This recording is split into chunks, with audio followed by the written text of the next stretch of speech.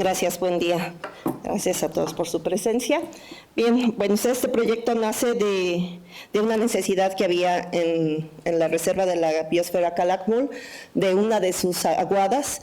Prácticamente esta aguada permanecía siempre con agua y empezó a tener grandes problemas. Los antecedentes, bueno, la aguada se ubica en la zona de amortiguamiento. ¿Qué quiere decir? Es la zona que se puede explotar por los asentamientos humanos que hay en la reserva. Esto es, pueden deforestar y después tienen que volver a hacer prácticas de manejo para que puedan recuperarse las zonas y pueda seguir el ecosistema viviendo. Bien, aquí lo más importante,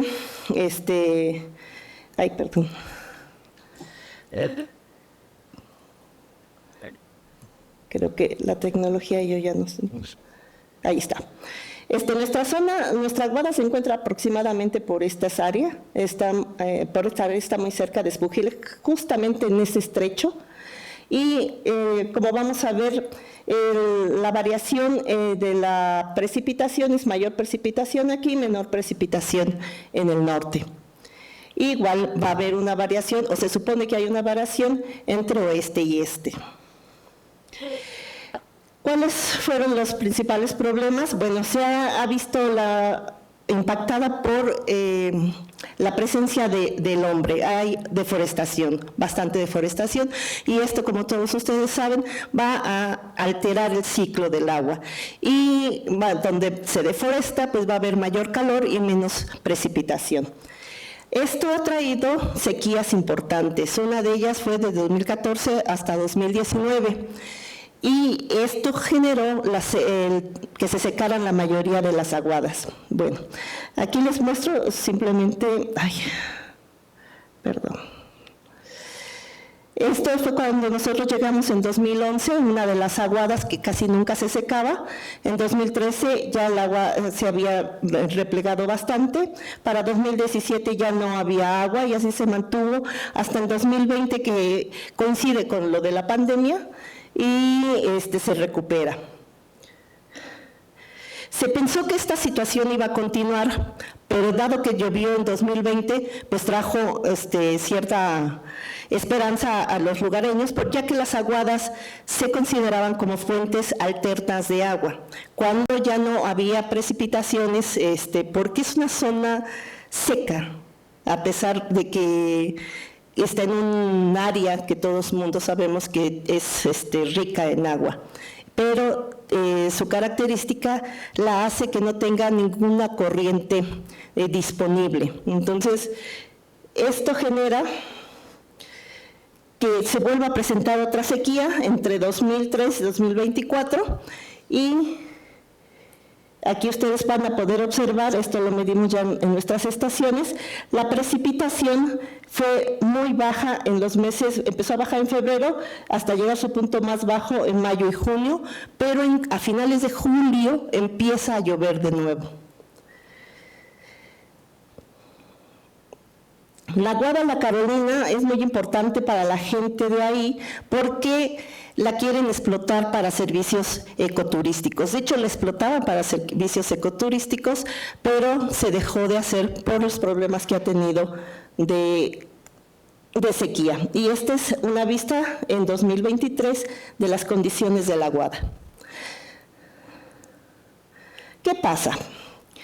Pues tienen dos problemas, o identifican la población dos problemas muy grandes. Un problema es que hay una grieta. Y piensan, bueno, no piensan, saben que cuando se medio llena la aguada, o se llena hasta este nivel, tienen pérdidas a través de esa fisura. El chiste es que solo ellos ven este cacho, pero estamos hablando de un tipo de suelo muy frágil, que son los suelos kársticos. Entonces ellos dijeron, pues vamos a taparla, y llevaron más material para taparla, creando una fisura, ya no una fisura, sino una grieta. Pero no sabemos si esta grieta solo quedó ahí o se siguió fisurando. Otra cosa que también pasó en esta aguada es que los habitantes de un lado dijeron, estos tienen mucha agua, los de un lado y los del otro, ¿no? Estos dijeron, estos siempre reciben mucha agua porque la gravedad los beneficia. Entonces vamos a hacer un canal para que la gravedad ya no les beneficie a estos y nosotros podamos traer agua. Y pues adivinen qué pasó, les benefició más a los otros. Entonces hay un disgusto social. Bien, como les decía, los suelos son kársticos, son carbonatados. Y lo que implica es que cuando llueve, pues se disuelve la roca. La roca puede estar a diferentes profundidades. Hemos encontrado rocas a 30 centímetros, pero hemos encontrado o no encontrado roca a más de 2,5 metros. Entonces, es muy variable cómo se encuentra. Por lo mismo, el agua que se obtiene, una vez que se precipita, no va a haber escurrimientos. Son muy pocos los escurrimientos que puede haber porque prácticamente todo se infiltra. Y toda esa agua que se infiltra pues está, pues no contaminada, pero sí tiene bastantes carbonatos y sulfatos. Tenemos básicamente que también, la solubilidad, vean ustedes, es bastante alta. Entonces, cuando se va deteriorando la capa, eso es una capa muy frágil. Y esta capa pues ha dado lugar a diferentes formaciones que son los cenotes, y hay diferentes formas de cenotes. Yo les estoy hablando de las aguadas. Las aguadas se supone que son muy superficiales, y la teoría más aceptada es que el tope, al ser tan frágil, pues ha colapsado, y por eso se mantiene. ¿Qué es lo que hace que las aguadas se mantengan con agua?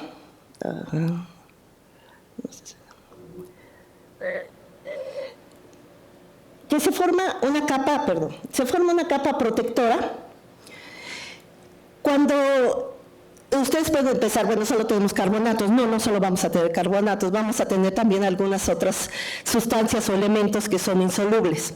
Entonces, al reaccionar, estos elementos van a colmatar las fisuras, van a colmatar los poros de la roca, y se va a hacer una capa impermeable. Después, todo el arrastre que le llega del medio, las arcillas, la materia orgánica, va a generar una capa protectora de esa impermeabilización. Aquí no vamos a tener agua subterránea que va a llenar nuestra aguada, no hay manera, porque es una roca simplemente que se ha impermeabilizado. Tenemos aguadas naturales que se mantienen casi permanentes todo el año, y las hemos podido seguir a través de imágenes de satélite, de radar, y tenemos aguadas que solo son temporales. La aguada de la Carolina era una aguada casi permanente, por eso hasta le hicieron su mirador y tenían una tirolesa y era interesante. En la aguada, ahora después de julio empezó a llover, como les mencioné, y se llenó otra vez. Y ustedes la ven limpia. Y de nuevo volvieron a hacer su mirador. El problema es que la limpiaron con maquinaria. Los habitantes dicen, no pasa nada. Funcionó, la limpiamos y ahora tenemos más agua. La cuenca es una cuenca endorreica que no recibe más que la precipitación que cae y los escurrimientos que pueda tener. No tiene aportes de otras. Básicamente estamos hablando de que todo lo que va a caer va directo a la aguada. Y la aguada está en este punto, y esta es toda la cuenca que se analizó. Bien, primero se consideraron los rasgos morfométricos y batimétricos de la aguada para establecer las condiciones de riesgo. Y se pudo establecer que es posible que se llegue a un trasvase, pero hay que saber qué pasa aquí. Porque aunque ustedes lo ven, se supone que está en esta área y no hay agua. Se hizo después una simulación del funcionamiento del vaso de la Carolina, y básicamente se consideraron el número de curva, y que el estudio se basó en el almacenamiento caudal de la misma. y para esto se requirieron datos de precipitación y evapotranspiraciones. Se colocó una tina de evapotranspiración y un estadal en la laguna, que tiempo después no lo quitaron porque dijeron que eso no les beneficiaba. Se pudo observar que aún que si aumentamos el 10% el número de curva, que entre en 700 milímetros, efectivamente puede aumentar el volumen de la aguada. Pero si ustedes se fijan, tenemos 1.200 de lluvia y 1.600 de precipitación, de evapotranspiración. Por lo tanto, todo lo que llueve se evapora, todo lo que escurre se evapora. La situación de la aguada es muy crítica, y más porque nos dijeron que fácilmente se les hizo que tenían agua, se les hizo fácil que tenían agua, entonces le vendieron agua a los soldados para que tuvieran para construir el Tren Maya. ¿Se puede recuperar? Sí se puede recuperar y no necesita mucho. El chiste es que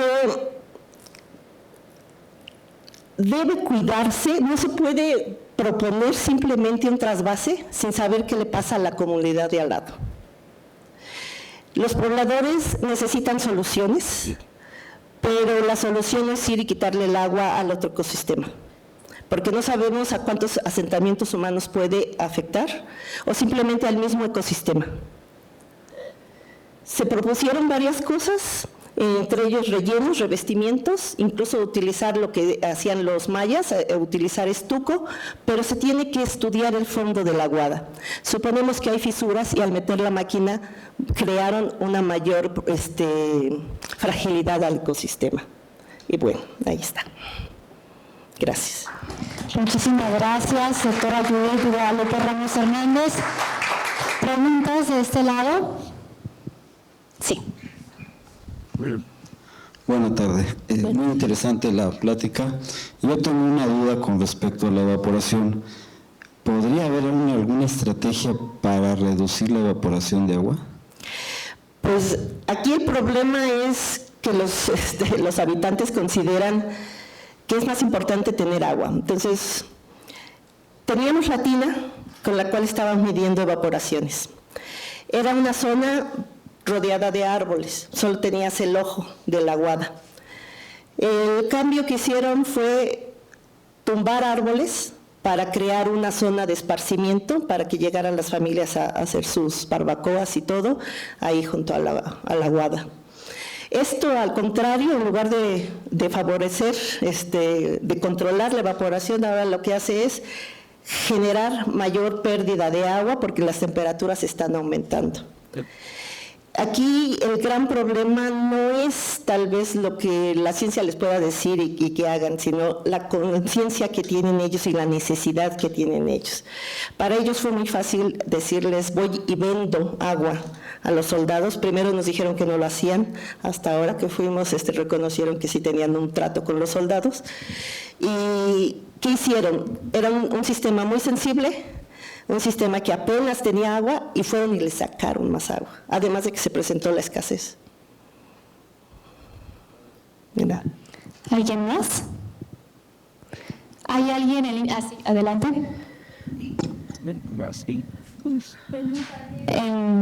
A través de videoconferencia, ¿verdad? Okay. Buenas tardes y pues, muy interesante la conferencia. Disculpe, bueno, yo tengo una duda sobre que había dicho que pues una población, bueno, dos poblaciones, diga, un problema social, digamos, en la parte de que hicieron un canal para ellos y al final los terminó beneficiando. Entonces, ¿qué tipo de solución podrían darle a ese problema para que, digamos, se partan partes iguales, digamos, el agua? Bueno, ahí lo primero que se les dijo es, ya no saques agua, ¿no? Ya, se le va a estar, si tú sigues, porque su idea originalmente era seguir excavando, hacer más profundo el canal de su lado para que el agua se les fuera. Si siguen haciendo eso, lo único que van a hacer es romper la roca. No sabemos qué tan frágiles, se necesitan estudios geotécnicos para poder saber en dónde sí pueden o no pueden meter máquina. ¿Qué es lo que se les dice? Bueno, permítele primero a la aguada que llegue a su volumen base, no extraigas más agua de ese volumen base y después vamos a ver de dónde traemos agua. Generar escurrimientos de otras microcuencas. El problema aquí es que no son permanentes. Las aguadas alrededor son temporales. Estos sistemas en su mayoría son temporales, solo se llenan en época de lluvias, permanecen unos meses, excepto algunas aguadas, son muy contadas. Ellos dicen, pues si cuando jalo yo el agua para mi aguada, pues ya la hice, pero en ese momento estás desequilibrando. Entonces, pues se les pide mantener un volumen base, no meter más máquina hasta que sepan dónde se pueden y sobre todo no vender agua. Listo, adelante.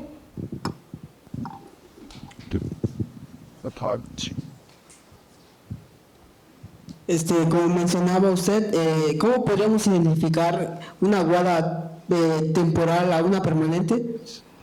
Pues nosotros lo hicimos con las imágenes de satélite de radar. Como es una zona de selva, tenemos selva alta, media y baja, entonces es muy difícil que las otras imágenes nos permitan ver. Y luego son cuerpos de agua no tan grandes en algunos casos, entonces es muy difícil identificarlos.